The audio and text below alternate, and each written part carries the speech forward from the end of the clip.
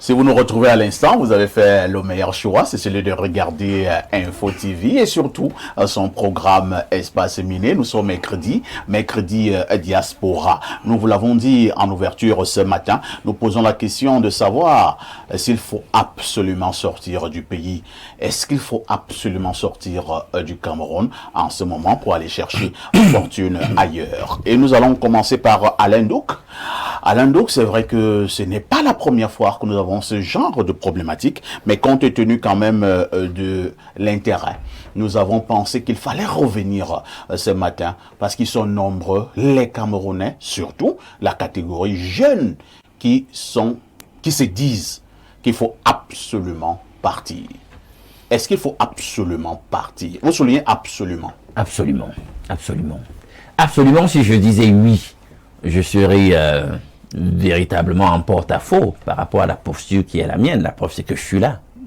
Tu aurais absolument tort. Voilà, j'aurais absolument tort de dire ça. Parce que c'est en réalité une controverse, un dilemme. Maintenant, je suis là. Moi, je suis pas parti. Mais est-ce que je suis là forcément parce que je veux être là? Est-ce que si l'occasion m'avait été donnée de partir, je ne serais pas parti? Et je pense que là, maintenant, la réponse se trouve dans le grand flux de migration que nous avons. Et les gens prennent des risques. Hein? Parfois, là, en ligne, vous regardez des vidéos des gens qui ont pris le risque de quitter le pays. Ils se retrouvent là, dans des zones, des pays tampons, entre l'Occident où ils veulent aller et nous. Et puis, ils sont totalement désemparés. Ils lancent même des appels encore vers ceux qui sont restés au pays. Est-ce qu'on peut m'envoyer un peu d'argent? On fait des crowdfunding pour essayer de les aider. Étant là-bas, hein, pour là-bas. Donc, et on se pose la question de savoir, est-ce qu'il faut partir donc à tous les prix? Est-ce qu'il faut absolument partir? Parce que finalement, ta condition là-bas, la condition de ceux-là est pire quand même. Hein, que celle de nous autres qui sommes restés au pays. Donc finalement, il y a un dilemme. Vous savez que tous les indicateurs quand même sont au rouge au niveau du pays. J'ai réfléchi dernièrement sur les indicateurs de l'inflation. Parfait, nous faisons partie certainement, toi et moi, d'une génération qui a vu cette époque où on vendait quand même 1 litre d'huile de palme à quelque chose comme 600. 700. Même moins. Voire encore plus. Nous faisons certainement partie de cette génération qui a vu où on vendait le mambo à 50 ou 75. Oui, 75 francs. Moins. Le mambo, 50 francs. Voire moins. Moi, je pense que c'était dans la zone de 50 sur 75 francs. Maintenant, c'est 200.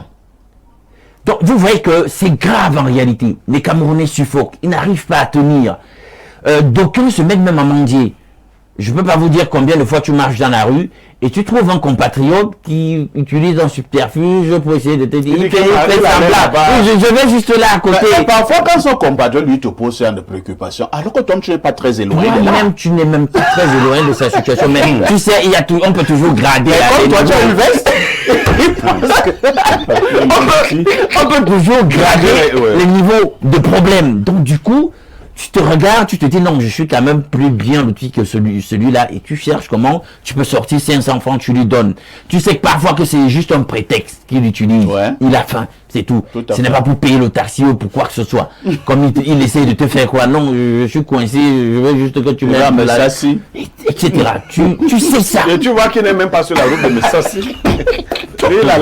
La situation est véritablement délétère. Et vraiment, si on fait un sondage et on demande au plus clair d'entre nous, si tu es donné de partir, on te met les moyens pour que tu partes, est-ce que tu partiras? Je vous dis que nous savons tous que la réponse serait donnez-moi les moyens et je vais. La preuve, c'est que nous voyons ce qui se passe. L'actualité, ça a encore fait un tollé dans l'actualité récemment. Hein, lorsqu'on a fait le tour pour faire les états de la situation de présence des enseignants.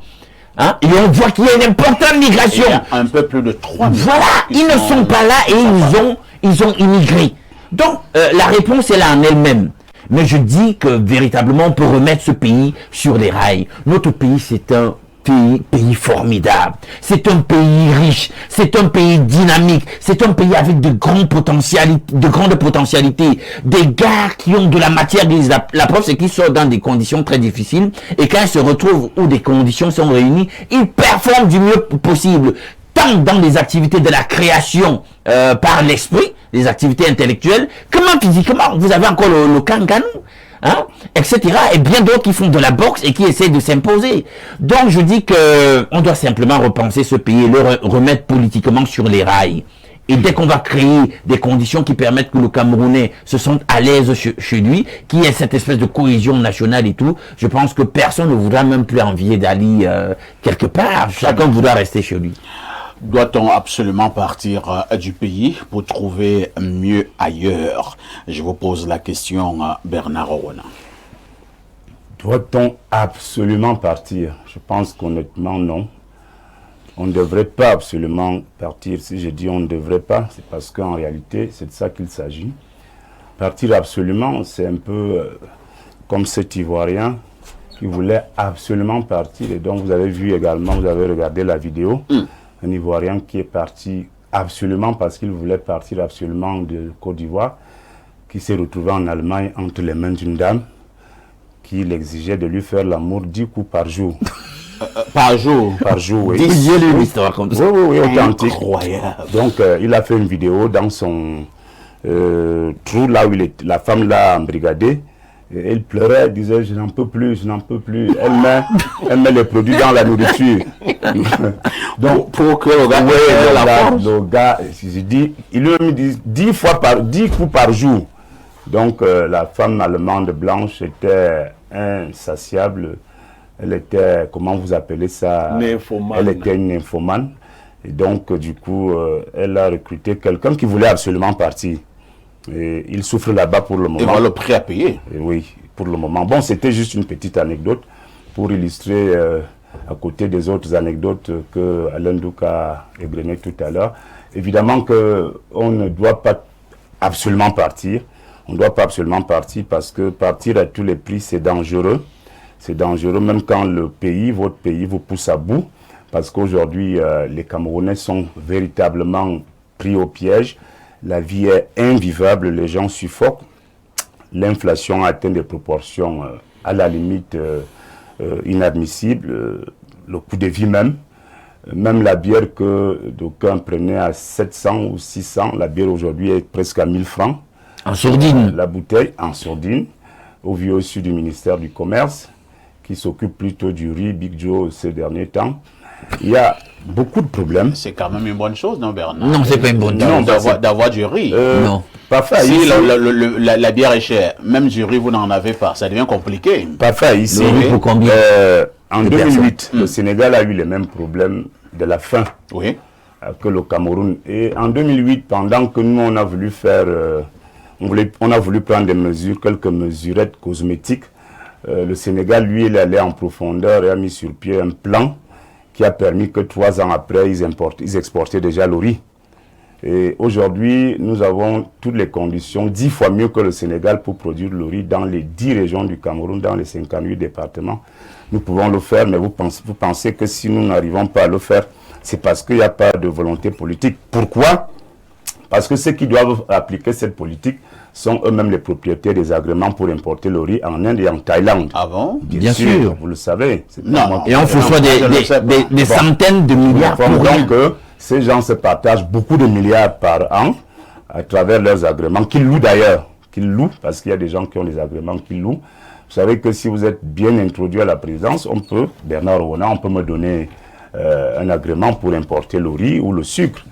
Du coup, dès que j'ai ça, je ne suis même pas obligé de faire quoi que ce soit. Moi, je donne plutôt ça à quelqu'un qui achète mon agrément. Il commence à importer le riz et nous le vendre ici au Cameroun. Donc, doit-on vraiment absolument partir? Je pense que non. Mais l'État a une grande responsabilité pour empêcher, pour amoindrir ces mouvements migratoires qui commencent à peser. Quand les enseignants partent, ils partent parce qu'ils veulent chercher des meilleures conditions de vie. Hein, ce que les enseignants gagnent au Cameroun, c'est pitoyable. Quand les fonctionnaires abandonnent leur poste, c'est parce qu'ils ne s'en sortent plus. Le coût de la vie est excessif. Maintenant, qu'est-ce qu'il faut faire, parfois, ici? Avant d'arriver à ce qu'il faut faire, je pense que Alain le disait, lorsqu'on vous écoute, on a la nette impression que la destination étrangère n'est pas toujours la meilleure. Alors, à quoi ça sert de prendre donc tous ces risques et maintenant arriver, c'est pas moi, bon, comme c'est le Canada qui est à la mode maintenant, on aura justement un Camerounais à partir du Canada et qui interviendra tout à l'heure par téléphone pour nous donner également son point de vue. Alors, vous arrivez donc dans certains pays même du Maghreb. Vous commencez à subir des pires Bien sûr, hommes comme femmes, etc. Oui, les cas sont légion. Par moment, nous avons des vidéos insoutenables de ceux qui sont partis. Est-ce que, quand vous avez regardé ces vidéos, vous vous dites qu'il faut toujours absolument partir? Parfois, il y a des gens qui disent que même s'ils voient ces vidéos, non, ils ne seront jamais découragés. Ah bon? Parce qu'ils disent que le Cameroun, ça ne vaut plus la peine. Il y a des gens qui sont au courant de tout ça.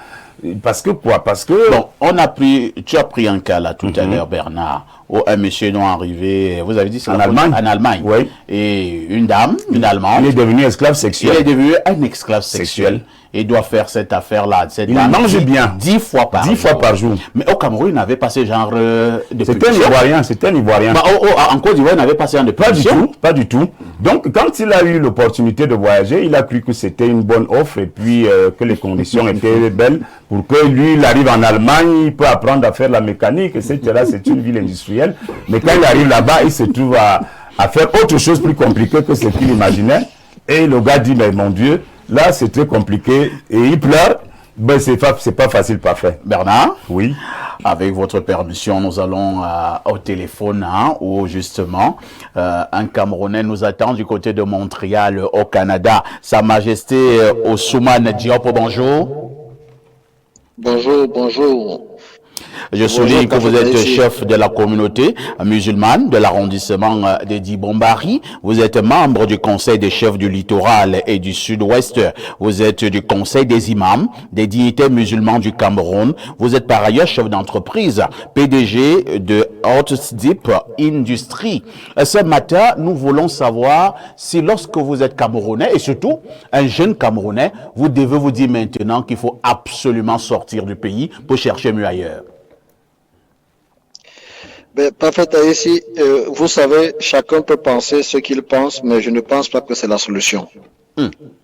Parce que lorsque je voyage, je vois comment nos frères africains souffrent à l'étranger. Ils veulent même parfois retourner.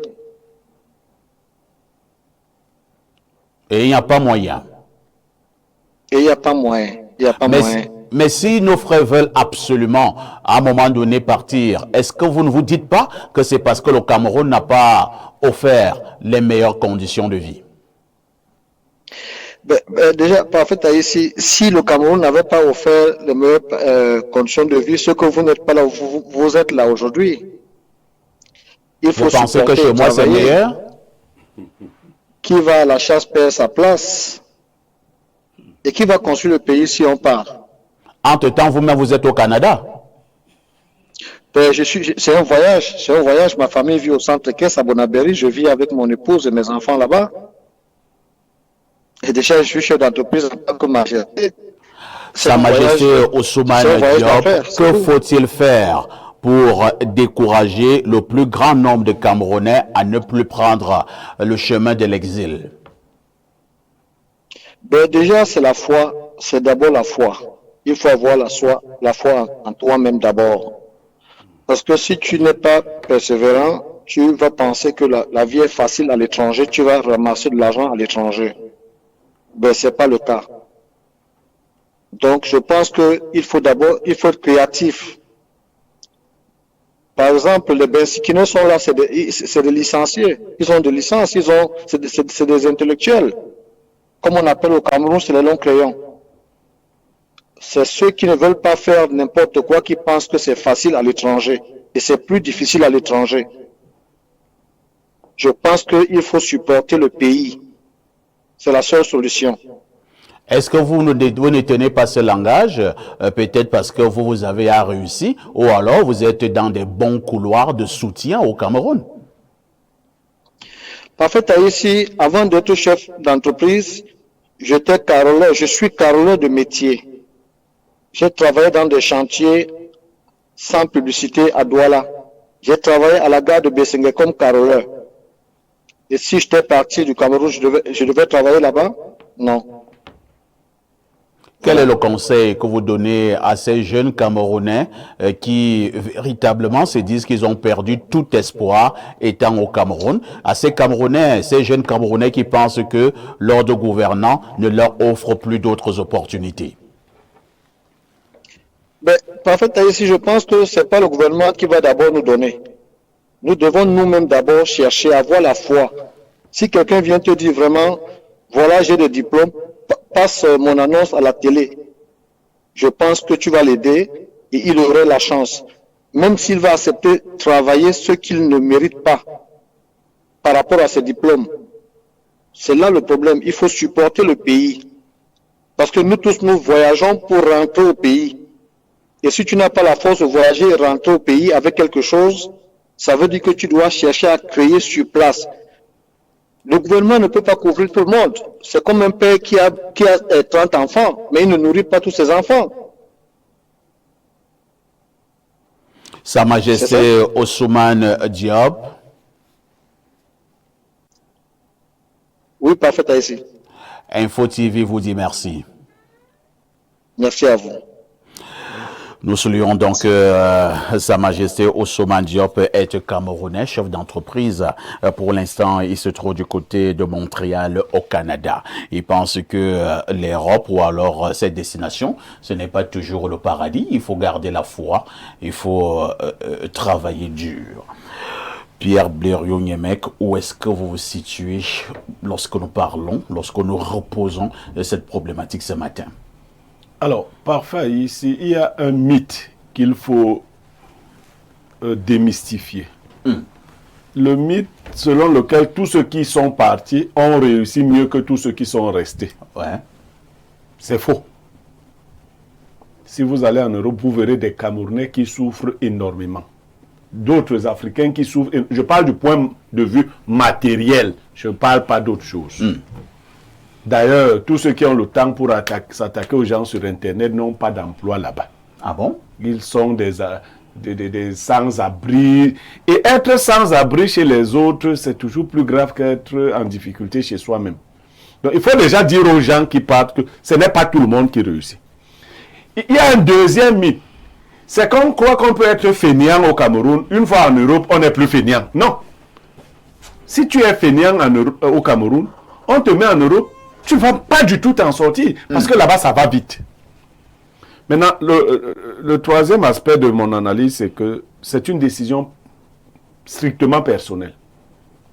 Mais qu'il faut assumer. Bernard, on vous a dit ici, c'est parce que Bernard, les gens s'en vont et c'est nous qui devons financer. Il est au Maroc, il est en Algérie. Nous, on doit envoyer l'argent. Tu prends le peu d'argent que tu travailles ici, tu envoies en Algérie. Il est en Algérie depuis 10 ans, depuis 15 ans. Quand vous prenez ces voies-là, très souvent, c'est aussi, pas tous, des gens qui n'avaient pas d'autre voie ici. C'est-à-dire que même si le gouvernement... Bon, attends, si tu n'es pas allé à l'école, le gouvernement prévoit aussi le travail pour ceux qui ne sont pas allés à l'école. Il y a aussi plein là-bas, il faut le dire, qui vont là-bas pour faire des petits métiers qui payent mieux là-bas qu'ici.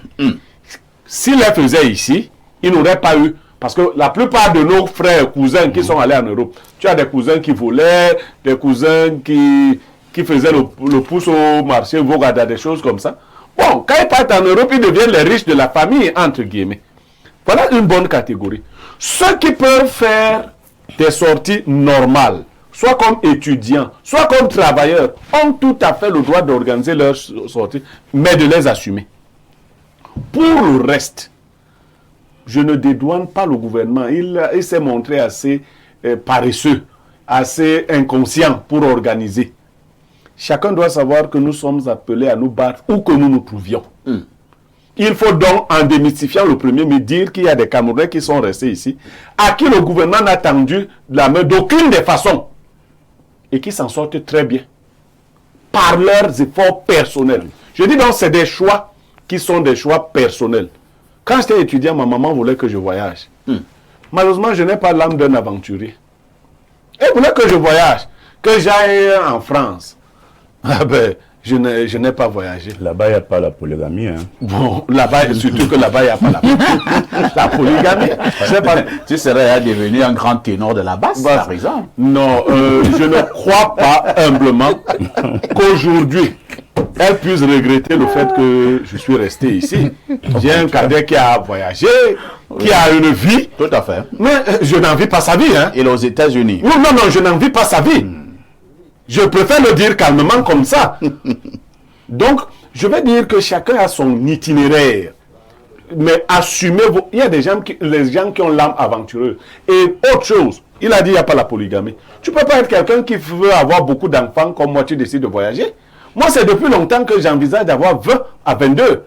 Je ne vois pas là où je... Maintenant, vous êtes à combien? 15, non? Il y a quelqu'un qui a donné le bon chiffre sur le plat. Vous êtes à 16. Voilà. Et un 17e en téléchargement. Non, c'est 15, 17. Donc, de toutes les façons... On peut avoir deux à la fois. Voilà, on peut avoir deux. On arrive à 18. Puisqu'on a plusieurs possibilités. Non, il faut voyager, mais dans de bonnes conditions. On vous présente un Nganou qui a voyagé, qui s'en est sorti. Mais dans le groupe de Nganou, il y avait peut-être 25 personnes, 14 morts. Ouais.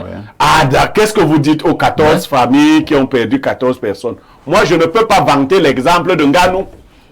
Vous comprenez? Ce n'est pas la meilleure façon. Maintenant, quand ça marche, on acclame. Mais est-ce que c'est ce que nous souhaitons?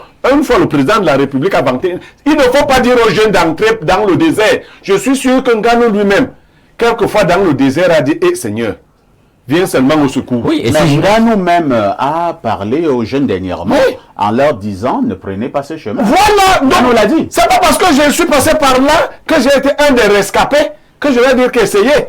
Voilà. Merci. Avant de repartir. Oui, bon, d'abord rapidement Oui. Alain Do pour Vous risquer de savez, perdre le fil de vos... Parmi les théoriciens politiques, il y a quelqu'un qui a dit, si vous avez un gouvernement qui ne peut pas vous assurer votre nutrition, votre santé, votre éducation et votre sécurité, autant ne pas avoir de gouvernement. Vous comprenez ça? Donc, c'est là où on se retrouve et il faut interpeller la Est-ce responsabilité. que ce n'est pas excessif, Alain Do? Oh, c'est un théoricien. C'est une façon de penser et je pense que dans notre contexte, pour la population que nous avons et pour le nombre de richesses que nous avons, au regard des indicateurs, des éléments d'actualité sur la façon dont on fait de la prévarication au quotidien dans ce pays, on est en droit de penser qu'il y a un certain nombre de services minimums de base que ce gouvernement devrait garantir à ses populations. Ce pays est riche, je le répète et je le dis. Et tu sais que je dis toujours ici, quand l'occasion m'en est donnée, qu'en réalité, la pauvreté, même au niveau mondial, si on construit, en réalité, il y a assez de richesses dans ce monde pour qu'il n'y ait absolument pas de pauvres. On construit politiquement, en réalité, la pauvreté. Donc, le gouvernement a sa responsabilité dans cette déchéance que nous sommes en train de vivre. En fait, c'est du sang que nous perdons et qui a à mettre sur le compte, en réalité, de la malgouvernance. Il faut déjà qu'on se le dise clairement. Très bien. Chaque gouvernement devrait se remettre en question et donner un projet de société qui fasse rêver ses populations, qui assure le meilleur pour sa jeunesse. Ce gouvernement qui dit d'ailleurs que c'est le fer de lance de la nation. Alors si on en arrive au point où lui-même nous donne des indicateurs sur le fait qu'il y a une désespérance dans sa jeunesse, au point où elle va se réfugier dans des substances psychotropes, elle se drogue, elle est dans la beuverie. Quelle est sa responsabilité? C'est cela qu'il faut interpeller. Et pourquoi les jeunes, en réalité, veulent aller de l'autre côté? Parce que de l'autre côté, justement, il y a le rêve américain, le rêve civilisationnel occidental, qu'elles arrivent là-bas, rien que le fait d'y être, c'est beau, disent-ils, on assure même des minima que vous ne pouvez pas imaginer. On sait encore que jusqu'à récemment, avant que Macron ne veuille détricoter tout cela, on sait quand même que même quand on est chômeur là-bas de l'autre côté, on sait ce qui vous revient, on est dans les 1000 euros, etc. Donc ils se disent, ben si j'arrive là-bas et je réussis quand même à me faufiler dans le circuit et je réussis même à avoir une formation, même si je ne suis pas employé, avec ces 1000 euros, j'ai un minimum de vie qui m'est garanti, etc. Donc c'est ce rêve dans le construit du modèle de société qu'ils poursuivent en fait. Et c'est cela que nous devons chercher à implémenter ici et nous avons assez de ressources pour pouvoir le faire. Mais c'est dommage. Merci Alain. Donc, je vous amène au plus 971. Il s'agit d'un Camerounais des Émirats Arabes Unis. Il est à Dubaï.